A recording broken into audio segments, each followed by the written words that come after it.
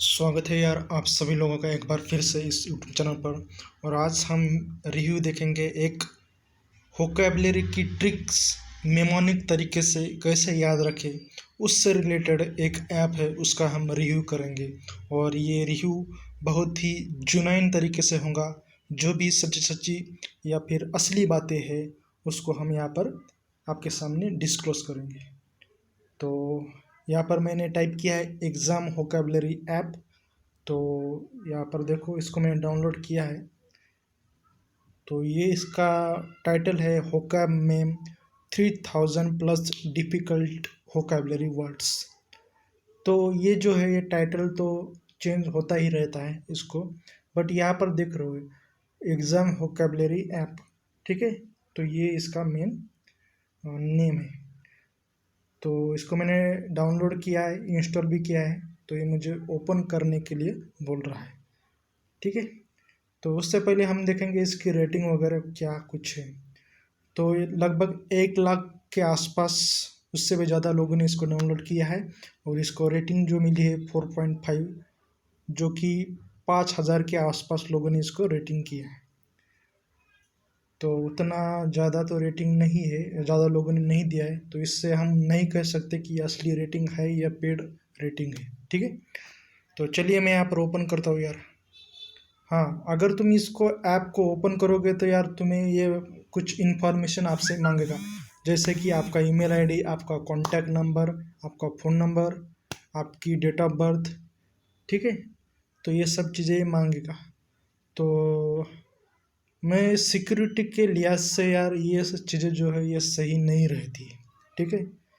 क्योंकि पिछली बार भारत सरकार ने सिक्योरिटी पर्पस से जो रिलेटेड जो इशू है, इससे उसकी वजह से टिकटॉक जैसे ऐप को इसने भारत सरकार ने बैन किया था। तो ये तो इंडिया का ही है शायद, हाँ इंडिया का ही है ये ऐप। बट ये क्या करता है, आपका डाटा जो है वो लेता है, यानी डाटा सेव करता है, चुराता है, उसका कहीं भी आप गलत इस्तेमाल हो सकता है, ठीक है। तो ये चीज़ें हैं। इसने क्या करना चाहिए था का इस ऐप डेवलपर ने कि हमें सिर्फ उससे लेना देना है कि हमें सिर्फ वोकैबुलरी सीखनी है, ठीक है। उस तरीके का इसने इंटरफेस बनाना चाहिए। बट ये पहले आपको लॉगिन वगैरह करने के बोलता है, आप इंफॉर्मेशन वगैरह लेता है, ठीक है।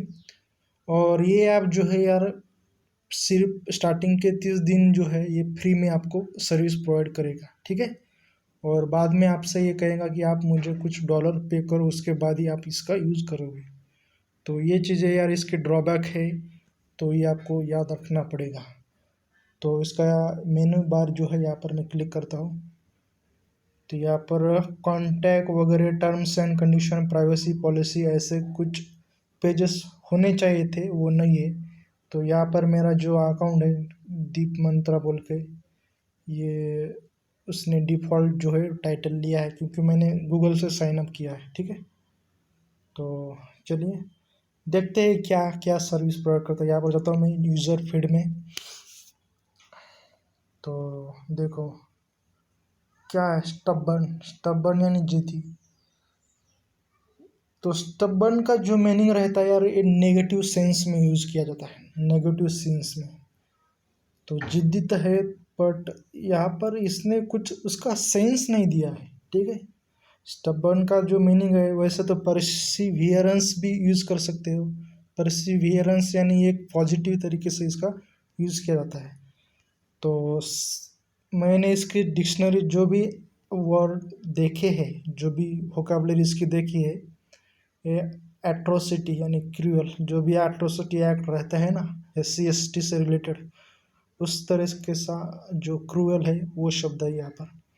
तो इसने क्या किया है, सिनोनिम, एंटोनिम्स और उस वर्ड को किस सेंस से यूज किया जाए, सेंस भी होना चाहिए उस वर्ड का, तभी आप इंग्लिश अच्छी खासी में जो है परफेक्ट बन सकते हो, ठीक है। तो मैं तो इंग्लिश में अच्छा खासा हूँ यार पहले से ही, इसलिए मुझे ये चीज़ें मालूम है।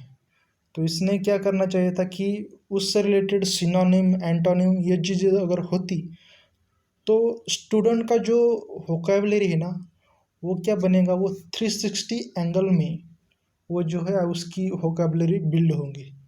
बट इसमें ऐसा नहीं, सिर्फ इसने क्या किया है, उसका वर्ड दिया है और उससे रिलेटेड उसका हिंदी में उसका ट्रांसलेशन और उससे रिलेटेड कोई इमेज, ठीक है। इसका अवेट का मीनिंग क्या है, प्रतीक्षा, ये तो हमको सभी को मालूम है, द डे हैज़ कम। अब इससे रिलेटेड अगर इसने कुछ इंफॉर्मेशन और प्रोवाइड की होती तो अच्छा होता, और कुछ GIF इमेजेस, कोई ऐसा वीडियो वगैरह ऐसी कुछ चीज़ें होती तो बहुत अच्छा होता।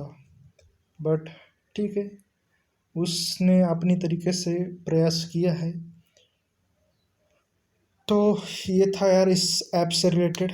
ऐप तो अच्छा खासा है, बट मैं इसको रेटिंग उतना नहीं दूंगा जो कि 4.5 है। ये आप उस लेवल का नहीं है, और ये आपको फ्री में सर्विस जो है वो प्रोवाइड नहीं करता, ठीक है। और ये जो भी ऐप है ये ऑफलाइन नहीं है, ठीक है। तो आपके पास अगर 24/7 जो है इंटरनेट है अवेलेबल, तभी आप इसका यूज़ करोगे, ठीक है। ये ऑनलाइन रखने का एक मोटो रहता है कि इनको एड से जो है पैसा वगैरह मिलता है, यही इनका मोटो रहता है। इसलिए ये ज़्यादातर जो आप ऐप देखते हो वो ऑनलाइन रहते हैं। तो ये है यार, तो चलिए।